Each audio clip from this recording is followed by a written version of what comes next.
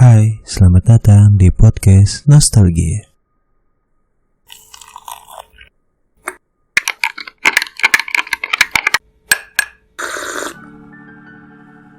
Hai kalian semua, masih dengan gue Wicak yang akan bercerita kembali untuk kalian semua yang saat ini lagi dengerin gue.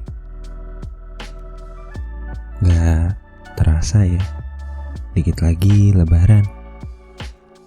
Ayo, dijaga terus semangat puasanya ya.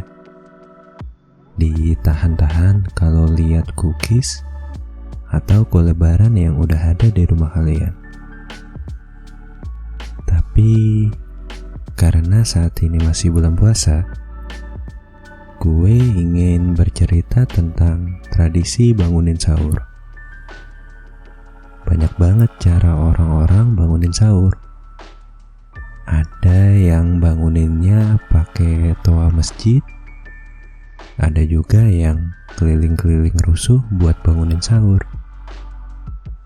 Kalau yang pakai toa masjid, ya biasanya bapak-bapak atau pengurus masjid yang bangunin menggunakan mic di masjid. Dan membangunkannya dengan suara yang gak bikin kaget. Pokoknya banguninnya tenang aja.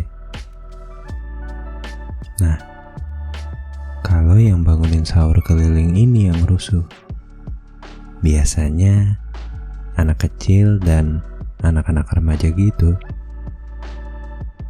Peralatan yang digunain juga macam-macam.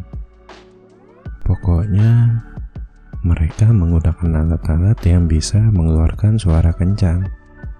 Kayak misalnya galon air minum, bekas kaleng, atau bekas ember cat tembok. Ada juga kalau yang niat pakai beduk atau senar drum. Mereka yang berkeliling itu sebenarnya lebih seru aja buat teriak-teriaknya. Kapan lagi bisa teriak-teriak atau bikin berisik lingkungan di pagi buta, tapi masih ditoleransi? Ya, cuma karena alasannya bangunin sahur aja. Kalian pernah gak pas masih kecil atau remaja ngelakuin hal kayak gitu? Bangunin sahur keliling lingkungan rumah kalian bersama teman-teman. Kalau pernah, coba deh kalian ingat-ingat lagi. Pasti yang dirasain seru banget pada saat itu. Tapi kalau saat ini, pas kalian udah beranjak dewasa, kalau kalian yang dengerin anak-anak kecil sekarang bangunin sahur, pasti bawaannya kesel. Karena keberisikan atau bangun tidurnya gak enak. Karena kaget dengar suara pukulan beduk dan lain-lainnya. Mungkin itu juga yang dirasain sama orang-orang pas dulu kita ngelakuin hal itu. Mereka ya pasti keberisikan juga. Kalau gue pribadi, gue dulu ya pernah juga bangunin sahur keliling sekitar rumah. Bahkan waktu itu gue dan teman-teman gue sampai mencetin bel setiap rumahnya. Pada saat itu kita juga cuma bangunin sahur menggunakan ember bekas cat dan botol bekas. Ya, pokoknya ngeberisikin lingkungan cuma karena mau bangunin sahur.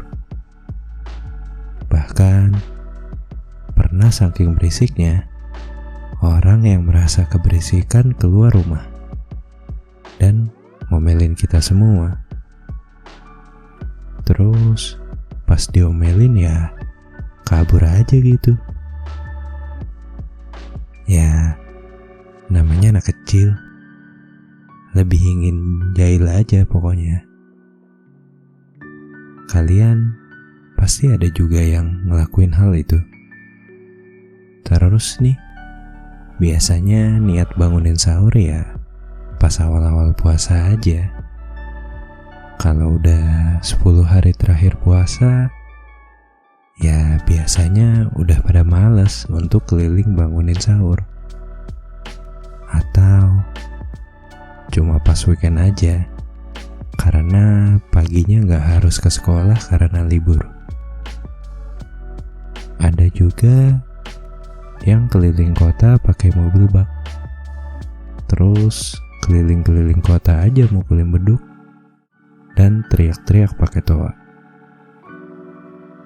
Kalau yang keliling kota biasanya dibarengin dengan acara sahur on the road.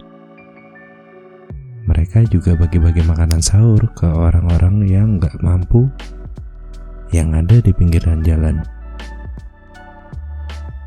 Sebenarnya tradisi bangunin sahur itu sangat ngebantu banget buat orang-orang yang bangun sahur. Ya, supaya gak kelewatan sahurnya. Tapi karena terlalu berisik, banyak juga yang keganggu. Ya, masing-masing orang bebas aja sih mau menyikapinya kayak gimana. Mau kebantu terus gak kesiangan bangun sahurnya, atau malah terganggu karena keberisikan. Mau bagaimanapun kalian menyikapinya, lebih baik kita bernostalgia aja pada masa-masa dulu. Pada masa-masa kita pernah bangunin sahur. Pasti banyak banget hal-hal seru yang kita lakuin bersama teman-teman kita dulu. Oh iya, berhubung dikit lagi mau lebaran, gue mau minta maaf untuk orang-orang yang dulu pernah keganggu pas gue bangunin sahur ya. Untuk yang saat ini masih melakukan tradisi bangunin sahur, gue cuma mau pesen, nikmatin masa-masa itu. Cari keseruan yang bisa bikin kalian bahagia. Karena ya sesederhana itulah kita bisa bahagia. Tapi tetap ada batasannya ya.